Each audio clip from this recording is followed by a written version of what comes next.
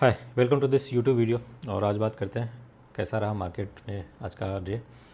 और जैसा कि आप लोग देख रहे होंगे, निफ्टी क्लोजिंग टू क्लोजिंग तो साइडवेज ही है, बट मतलब ओपनिंग से लेके और क्लोजिंग तक जो है काफ़ी मूवमेंट रहा है।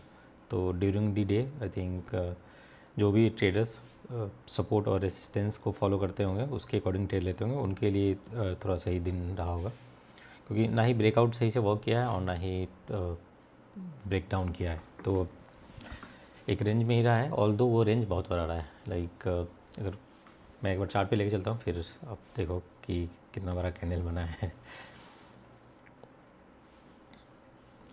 अगर आप निफ्टी की बात करो, देख सकते हो आप 24,400 के आसपास ओपन हुआ, और वो कैंडल का हाई और लो देख सकते हो 24,420, 24,250। तो एक कैंडल में इतना फ्लक्चुएशन होगा तब तो ट्रेड करना थोड़ा सा मुश्किल ही रहता है।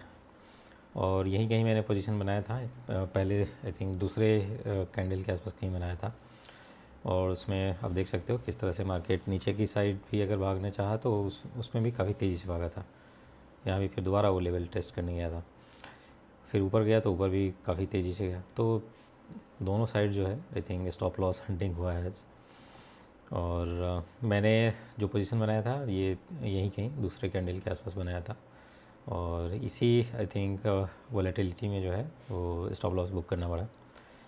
अदरवाइज़ जिस तरह का मूवमेंट था उसमें तो और भी आई थिंक ज़्यादा लॉसेस हो सकते थे। तो इट वाज बेटर कि ऑल्दो मैं जैसे आधे % के आसपास ही कट करना चाह रहा था, लेकिन इतने बड़े कैंडल थे कि वो डिसाइड जैसे करके और एग्जीक्यूट करते करते, मतलब ऑर्डर एग्जीक्यूट करते करते, एग्जिट करते करते पोजीशन को, वो थोड़ा सा और स्लीपेज हो गया। तो कुल मिला के वो अप्रॉक्स 1% के आसपास तक चला गया वो।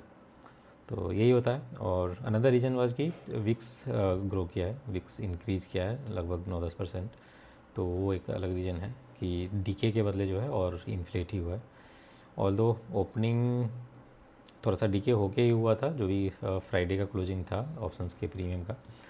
बट आज जो है जिस तरह का वाइल्ड मूव दे रहा था उसकी वजह से जो है प्रीमियम फिर से बढ़ने शुरू हो गए थे। तो उस वजह से जो है आई थिंक स्टॉप लॉस लेके और एग्जिट करना पड़ा मुझे अपने पोजीशन से। एक बार और मैंने पोजीशन बनाने का ट्राई किया, बट उसमें कुछ खास नहीं आई थिंक ये बना है। वो थोड़े बहुत बिल्कुल हल्के प्रॉफिट पे उसको एग्जिट किया था, क्योंकि मूवमेंट देख रहे थे, मूवमेंट काफ़ी तेज़ी से हो रहा था। तो उसमें फिर नॉन डायरेक्शनल ट्रेड का ज़्यादा कुछ इसको बन नहीं रहा था, तो इसलिए मैंने बिल्कुल छोटे से उसमें एग्जिट कर लिया था। और कुछ पोजीशन मैंने कैरी किया है, फ्रेश बनाया है, मतलब फ्रेश बनाया है, कल के लिए बनाया है, डे एंड के आसपास जस्ट। तो उसको मैं जैसे होल्ड करने के लिए रखा हूँ। अगले कुछ तो पोजीशन निफ्टी में है, कुछ सेंसेक्स में है। तो निफ्टी का कल तक के लिए, कल वाले एक्सपायरी का है, और सेंसेक्स का थर्सडे वाले एक्सपायरी का है। तो देखते हैं अगले 1-2 दिन कैसा रहता है, और उसके हिसाब से मैं अगले वीडियोज़ में जो है जो कुछ इसको मुझे समझ में आता है, जो कुछ अपॉर्चुनिटी समझ में आता है, उसके बारे में मैं बात कर सकता हूँ। हाँ, तो इतना ज़्यादा वोलेटाइल था कि इसके अकॉर्डिंग कल के बारे में कुछ अभी से प्लान करना थोड़ा सा मुश्किल है। नॉन डायरेक्शनल तक किसी भी सिचुएशन में आई थिंक हम पोजीशन ले सकते हैं, बट जैसे इस तरह का मूवमेंट में फिर वो स्टॉप लॉस ही बुक करना पड़ेगा। तो इसलिए कल के लिए आज से ज़्यादा उसे स्ट्रेटजी नहीं आई थिंक लेके चलते हैं। कल जैसा ओपनिंग होगा उसके हिसाब से जो है रिएक्ट करेंगे। अगर ये थोड़ा सा स्टेबल होता दिखे और वीक्स में जैसे थोड़ा सा कूल ऑफ मिले तो फिर नॉन डायरेक्शनल का बनाइए। अदरवाइज़ थोड़ा सा मे बी जो भी कैरी वाला है उसको जस्ट ओपनिंग के आसपास जो भी डिसीजन होगा क्विक डिसीजन के अकॉर्डिंग उसको एग्जिट करके और फिर बैठ सकते हैं। जो भी मतलब रेंज हो, मैंने एक रेंज सेल किया है, आई थिंक वो 400-500 पॉइंट के आसपास का रेंज है निफ्टी में, और सेंसेक्स में तो और भी बहुत बड़ा है। आई थिंक सेंसेक्स में 2000 पॉइंट नीचे और 2000 पॉइंट ऊपर का मैंने ये किया है, सेल किया है। तो उसमें तो बहुत बड़ा रेंज है। बट देखते हैं कैसा ओपनिंग होता है, उसके हिसाब से आई थिंक जो कैरी फॉरवर्ड वाला पोजीशन है उसमें डिसाइड कर लेंगे कल ओपनिंग के आसपास। और फ्रेश जब तक ये वीक्स कूल ऑफ नहीं होता हुआ दिखे तब तक आई थिंक नहीं बनाएंगे, एक अगले 1-2 दिन। एटलीस्ट एक दिन का, मतलब कल का एटलीस्ट लेके चलते हैं कि अगर ये विक्स कूल ऑफ नहीं हुआ तो फिर कल मतलब कुछ भी नया आई थिंक नहीं बनाने का मैं सोचूंगा, क्योंकि विक्स इंक्रीज़ किया फिर वो छोटे छोटे जो अभी अगर आप ऑप्शन का प्रीमियम देखोगे 50-60 रुपये का जो भी है दूर दूर का, वो भी आपको काफ़ी इन्फ्लेट होके मिलेंगे। तो उसमें फिर पोजीशन बना के रहना ज़्यादा सही नहीं होगा, उसमें फिर लॉसेज ज़्यादा होंगे। थोड़ा सा भी कैंडल 50-60 पॉइंट का ऊपर नीचे किया तो उसमें जो है एक तरफ का स्पाइक करेगा और दूसरी तरफ का स्टेबल रह जाएगा, उसमें फिर लॉस ही बुक करना पड़ेगा, तो दैट डजंट मेक सेंस। तो कल के लिए में भी अवॉइड कर सकते हैं फ्रेश पोजीशन का, और परसों में भी मतलब कल डिसाइड कर लेंगे कि परसों ऑनवर्ड के लिए क्या करना है। बट अगर आप देखो लाइक बैंक निफ्टी काफ़ी आई थिंक ऊपर की तरफ ड्राइव किया था, और बैंक निफ्टी की वजह से निफ्टी में भी ऊपर की तरफ मूव मिल रहे थे, क्योंकि निफ्टी का बाद बाकी कंस्टिट्यूएंट देखोगे जैसे रिलायंस वगैरह डाउन था, टीसीएस वगैरह डाउन था, इनफी वो सब आईटी और रिलायंस वगैरह डाउन ही था। मेनली बैंकिंग में आपको एसबीआई और आईसीआईसी बैंक ऊपर की तरफ खींच रहा था। तो ये था आई थिंक दोनों इंडाइसेस का आज का बिहेवियर। क्रूड ऑयल काफ़ी बढ़ा हुआ है, जो over the weekend I think कभी हाँ कभी ना हो रहा था यूएस और ईरान का डील का, तो उसमें कुछ पॉजिटिव नहीं रहा, ऑल दो नेगेटिव ही रहा। बट उसी का इम्पैक्ट है कि क्रूड ऑयल ऊपर होके आई थिंक ओपन हुआ है, और इसी वजह से अपना मार्केट भी कुछ डिसाइसिव मूवमेंट मतलब डिसाइड नहीं कर पा रहा है एग्जैक्टली कैसे ट्रेड करना है, कैसे मूव करना है। इसलिए आप देख रहे हो कि 10-11 पॉइंट का जो है स्लाइटली ऊपर क्लोजिंग किया है, और ये एवरेज क्लोजिंग है। अगर आप देखोगे तो ये 330 के आसपास था, बट जो वेट लास्ट आधे घंटे का एवरेज क्लोजिंग है वो थोड़ा सा ऊपर दिया है। तो ये एक रीज़न रहा जो है आपको मार्केट का आज नहीं उतना ज़्यादा आई थिंक बढ़ने का, या फिर बहुत ज़्यादा नहीं गिरने का। ड्यूरिंग द डे मूवमेंट है, टॉप टू बॉटम में देखो तो काफ़ी अच्छे बहुत सारे मूवमेंट हुए हैं, बट जो डिसाइसिव या डायरेक्शनल मूव खोज रहे होंगे वो नहीं है। और पोर्टफोलियो में भी आज अगर आप देखोगे कुछ खास आई थिंक मेरे पोर्टफोलियो में तो एटलीस्ट कुछ खास इम्प्रूवमेंट या फिर डिक्लाइन कुछ भी नहीं है, आई थिंक वो साइडवेज ही है। तो ये है आई थिंक ओवरऑल आज का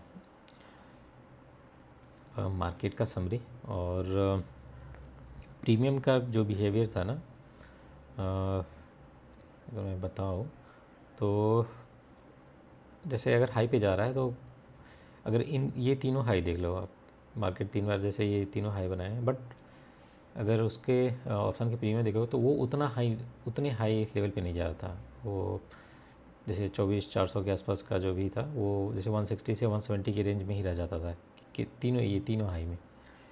तो और वही आई थिंक लग रहा था कि फिर कुछ ना कुछ मूवमेंट लास्ट के टाइम में सेकेंड हाफ में आएगा, और आई थिंक आप देख सकते हो कि किस तरह से जो है जो भी गेन था एटलीस्ट जो ड्यूरिंग द डे 100-150 पॉइंट का ऊपर का गेन था, मतलब मूव किया था, वो सब डिक्लाइन हो गया और जस्ट साइडवेज ही क्लोजिंग हुआ है। तो ये है ओवरऑल आज का जो है समरी।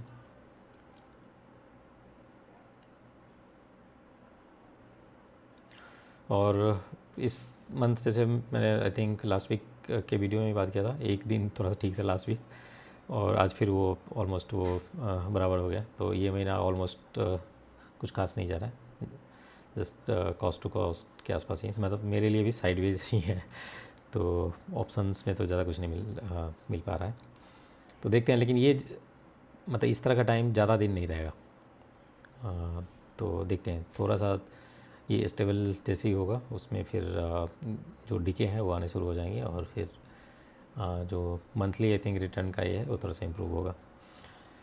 तो देखते हैं कैसे क्या रहता है अगले कुछ दिन, और फिर नेक्स्ट वीक उसके हिसाब से जो है आई थिंक और कुछ चेंज करना होगा स्ट्रेटजी में, या फिर किस तरह से मार्केट का रीडिंग है उसमें कुछ फेरबदल करना होगा, तो फिर देखा जाएगा।